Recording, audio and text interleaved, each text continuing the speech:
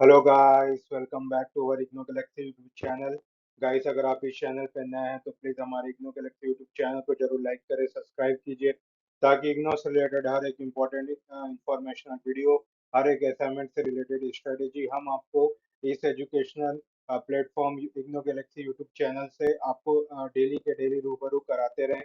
Guys, आज का हमारा इम्पोर्टेंट सेशन है इग्नो असाइनमेंट 2026 रिजेक्ट होने के 5 कारण। ऐसे कौन से 5 कारण है जो आपके असाइनमेंट को रिजेक्ट कर देगी गाइस? तो इसके बारे में हम डिटेल में डिस्कस करेंगे।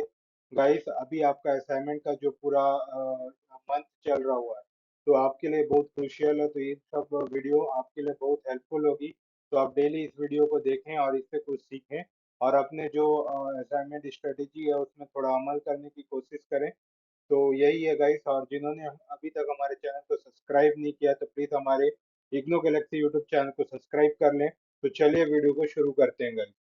गाइस, रॉन्ग फॉर्मेट प्रेजेंटेशन बहुत सारे क्या होता है, स्टूडेंट जो होते हैं वो मार्जिन नहीं बनाते हैं गाइस, प्रॉपर हेडिंग्स नहीं देते हैं, अनटाइडी राइटिंग रहते हैं, पुअर फॉर्मेटिंग रहता है और एडजस्टमेंट कवर पेज में मिसिंग रहता है गाइस। क्या होता है, आपका फ्रंट पेज मिसिंग होगा, आपका मार्जिन सही से नहीं होगा, हेडिंग्स नहीं होगा, तो फिर ये प्रेजेंटेशन में अच्छे से नहीं आता। प्रॉपर स्ट्रक्चर्ड आपका फ्लो चार्ट होना चाहिए, डायग्राम होना चाहिए, सिस्टमेटिक व्यू में जिसका आंसर लिखना होना चाहिए, बोथ साइड मार्जिन होना चाहिए। अगर ये सब नहीं हुआ तो ये प्रॉपर फॉर्मेट में नहीं आता, ये पुअर फॉर्मेट में आता है।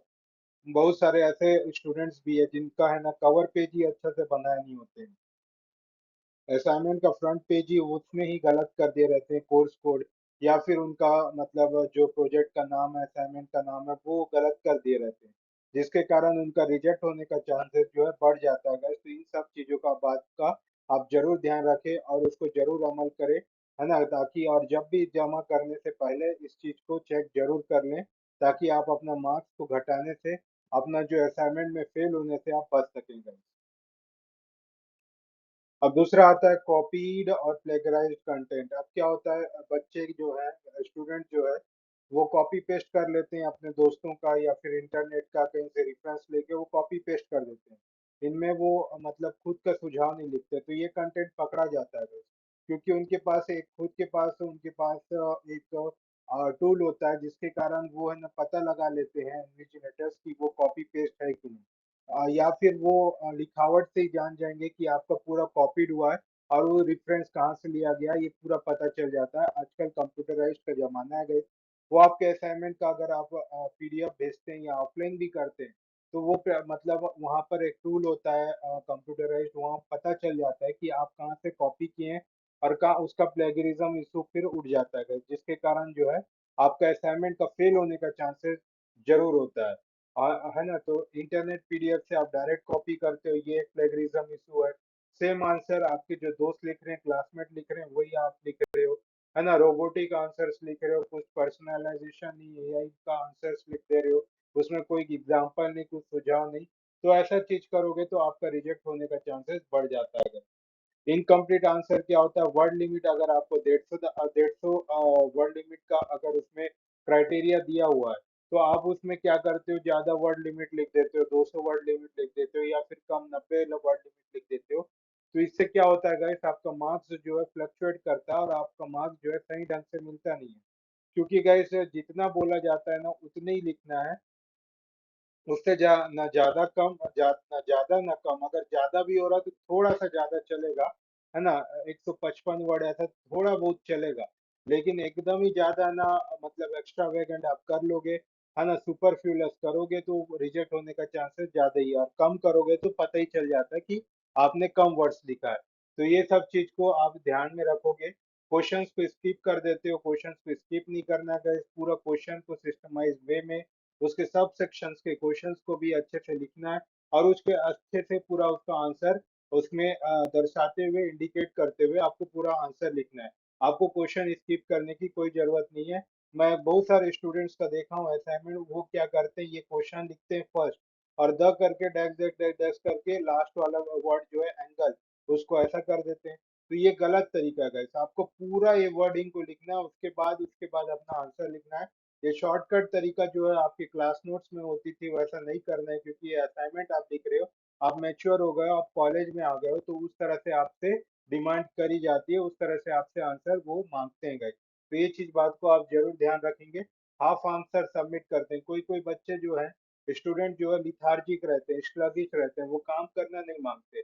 वो क्या करते हैं, स्किप कर देते हैं, आधा लिखते हैं और आधा कहीं का कहीं वर्ड जोड़ देते हैं और पूरा कंप्लीशन नहीं करते हैं। तो ये गाइस से बहुत ही खराब एटीट्यूड है, ये आपका बहुत ही मतलब कमजोर एटीट्यूड दिखाता है कि आप अपने काम के प्रति, अपने वर्क के प्रति निष्ठा नहीं है आपका, है ना, लगाव नहीं है, और उससे आप अच्छा से मन से उसको कर नहीं रहे। तो ये चीज आपका, ये आपका बैड एटीट्यूड है गाइस।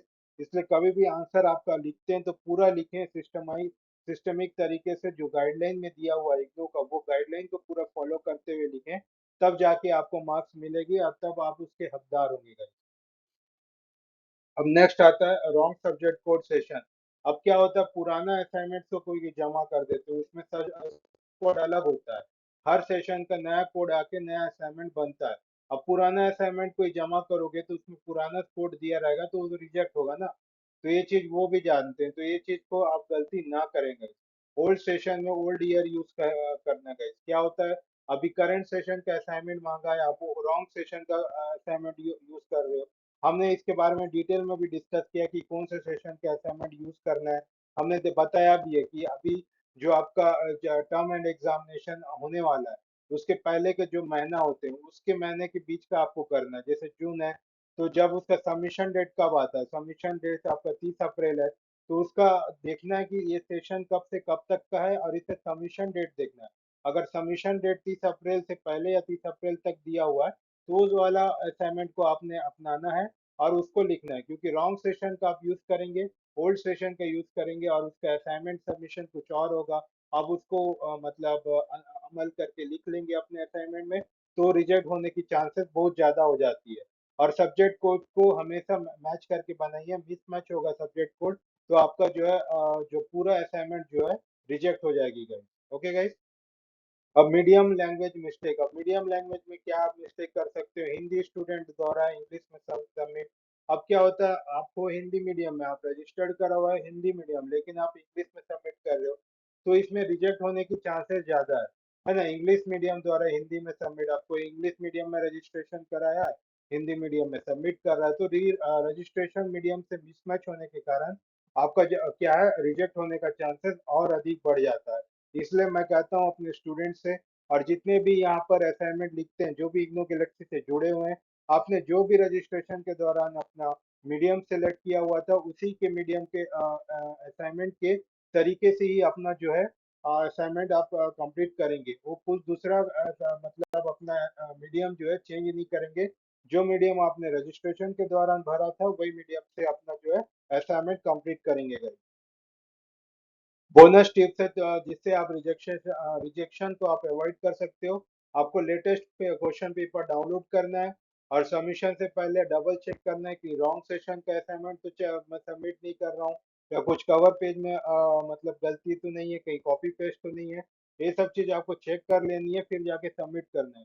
क्योंकि गाइस एक बार आप सबमिट करोगे तो लॉक हो जाएगा, फिर आपका असाइनमेंट जो है उस सेशन के लिए, उस साल के लिए फिर रिजेक्ट हो जाएगा। तो इससे अच्छा यही है कि 3-4 बार उसको चेक कर लें, उसके बाद जमा करें, क्योंकि उसके बाद दोबारा आपको चांस नहीं मिलती है कि आपको फिर से आपको जमा करें, है ना, उसी साल में उसी सेशन में, फिर आपको नेक्स्ट सेशन के लिए वेट करना पड़ेगा। तो ये चीज आप गलती ना करें। आप थोड़ा मेहनत कर लीजिए, पहले उसको चेक कर लीजिए, फिर जाके आप उसको सबमिट कर सकते हैं। कवर पेज आपको प्रॉपर यूज करना है, हैंडराइटिंग आपको मेंटेन, नीट हैंडराइटिंग मेंटेन करके चलनी है, तब जाके आपका रिजेक्शन से वो बच पाएगा। So thank you guys, this is for all for today. अगर आपको ये सेशन अच्छा लग रहा है तो प्लीज हमारे सेशन को जरूर लाइक करें, शेयर करें, और इग्नू गैलेक्सी को सब्सक्राइब जरूर कीजिए गाइस। और आपको इग्नू से रिलेटेड कोई क्वेरी है, इग्नू से रिलेटेड कोई मेंटरशिप की प्रोग्राम की अगर आपको जरूरत है, तो आप हमारे इग्नू गैलेक्सी यूट्यूब चैनल को जरूर फॉलो कर सकते हैं।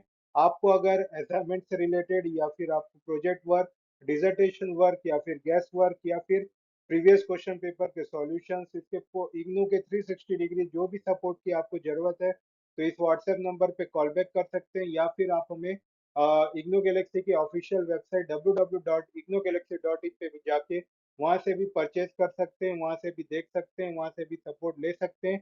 और आप यहाँ पे कॉल बैक कर सकते हैं, आपको कुछ भी आपको जरूरत हो तो। हमारे मेंटर आपका जरूर सपोर्ट करेंगे गाइस। तो ऐसे ही हमारे इग्नो गैलेक्सी यूट्यूब चैनल पे बने रहिए। तब तक के लिए गुड बाय। जय हिंद।